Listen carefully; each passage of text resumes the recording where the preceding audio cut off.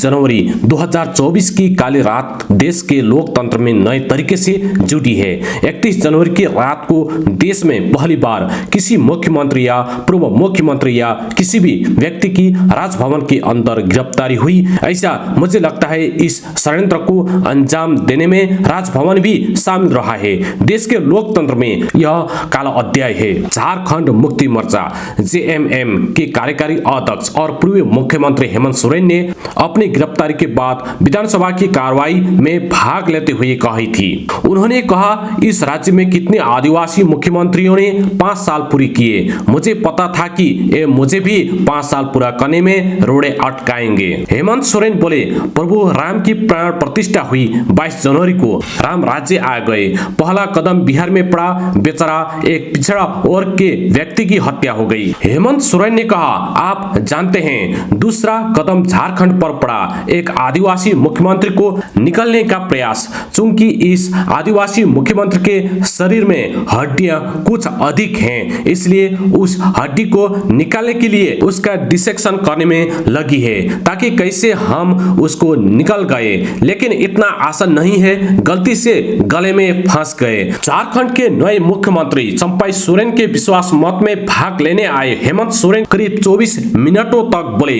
इस दौरान उन्होंने बीजेपी पर आदिवासियों, दलितों, पिछड़ों और अल्पसंख्यकों के खिलाफ भेदभाव के आरोप लगाए। उनका यह भाषण तब सोशल मीडिया पर तो वायरल हुआ ही, मीडिया की सुर्खियां भी बना। ईडी द्वारा गिरफ्तारी और मुख्यमंत्री पद से इस्तीफा देने के बाद हेमंत सोरेन का वह पहला और अभी तक का इकलौता सार्वजनिक वक्तव्य था। इससे पहले 20 जनवरी को ईडी अधिकारियों की पूछताछ में शामिल होने के बाद उन्होंने देर शाम अपने सरकारी आवास के बाहर मौजूद कार्यकर्ताओं को संबोधित किया था। अब उन्होंने अपने लोगों से गांव-गांव जाकर केंद्र की बीजेपी सरकार के कथित षड्यंत्रों और झारखंड की अपनी सरकार की उपलब्धियों को जनता को बताने के लिए कहा था। शायद उन्हें इस बात का अंदेशा था कि लोकसभा चुनाव से पहले उन्हें गिरफ्तार कर लिया जाएगा, लिहाजा वो अपने समर्थकों को इसके लिए तैयार कर उनमें जोश भर रहे थे। अब ये मोर्चा उनकी पत्नी कल्पना सोरेन ने संभाल लिया है। उनकी कई सभाएं हुई हैं। उन्होंने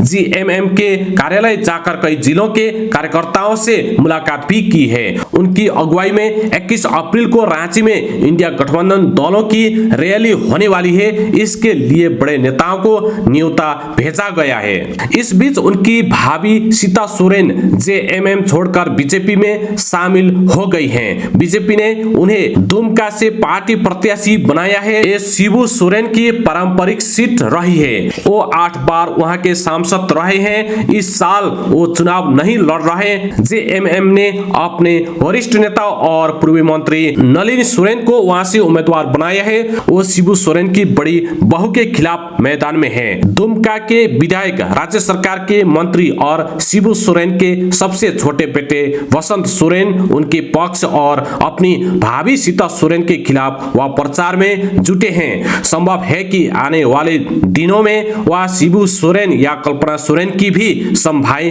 हो। झारखंड मुक्ति मोर्चा झारखंड झुकेगा नहीं का नारा देकर हेमंत सोरेन सरकार की उपलब्धियां और उनकी गिरफ्तारी के मुद्दे पर चुनावी मैदान में उतर गए हैं। मुख्यमंत्री चंपाई सोरेन भी रांची के एक जेल में बंद हेमंत सोरेन से कई मुलाकातें कर चुके हैं। वो कल्पना सोरेन और वसंत सोरेन समेत जेएमएम के सारे नेता हेमंत सोरेन की गिरफ्तारी के लिए सीधे तौर पर प्रधानमंत्री नरेंद्र मोदी और बीजेपी नेताओं पर षड्यंत्र का आरोप लगा रहे हैं।